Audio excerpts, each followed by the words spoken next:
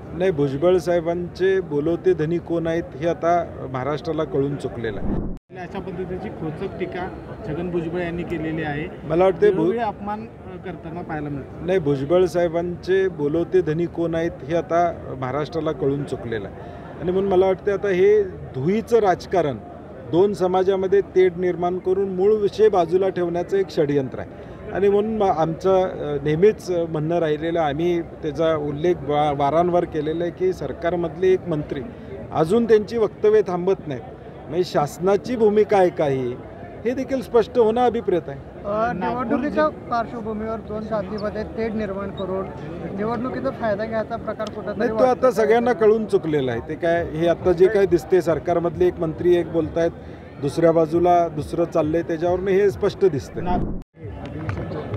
नाही, अधिवेशनात काय होणार आहे? मागच्या अधिवेशनात आम्ही जो कायदा केला, नंतर पुढच्या अधिवेशनात एक मतानं कायदा केला, त्याच्यावर चर्चा करायची नाही। फडणवीस साहेबांनी त्यावेळी सांगितलं याच्यावर चर्चा नको, आपलं सभागृह एक मत आहे हे सांगावं आणि म्हणून आपण चर्चा न करता एक मतानं, बहुमतानं नाही, एक मतानं तो कायदा केला। आता नवं काय आणणार त्यांनी सांगावं आम्हाला, आम्ही जनतेला कळलं पाहिजे की फेब्रुवारीमध्ये नेमकं काय करणार आहेत, 50% वरचं आरक्षण देणार आहेत का, किती टक्के देणार आहेत हे जाहीर केलं पाहिजे की काय पद्धतीनं देणार आहेत। आणि म्हणून फक्त तारीख पे तारीख, कारण की परत 1 मार्चला आचारसंहिता लागली की म्हणणार आचारसंहिता लागली, आमची इच्छा होती, असं व्हायला नको।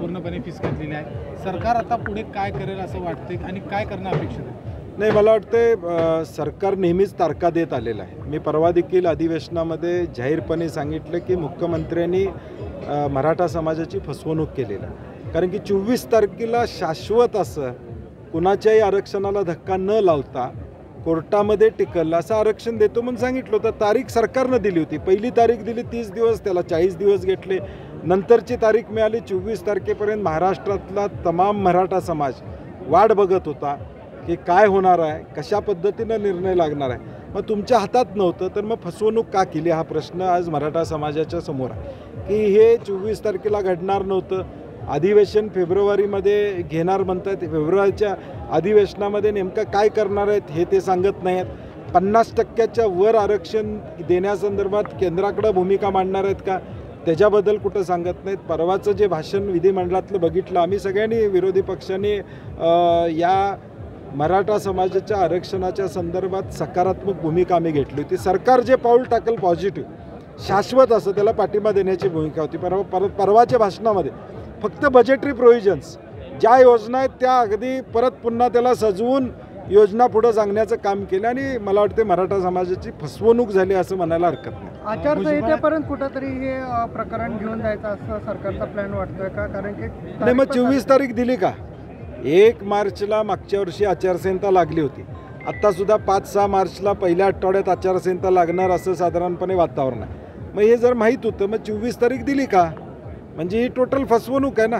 आशा वाढवल्या, आकांक्षा वाढवल्या की आज ज्या परीक्षा पुढच्या काळामध्ये MPSCच्या येणार आहेत, जी नोकर भरती येणार आहे, आज तरुण वाढ बघत होता की 24 तारखेला हे आरक्षण जाहीर झालं की आम्हाला त्यामध्ये संधी मिळेल, उद्याच्या काही फायदे जे आहेत त्या आरक्षणातून मिळणार या आशेवर तरुण होता, युवक होते आणि म्हणून मला वाटते फसवणुकीचा प्रकार झालेला।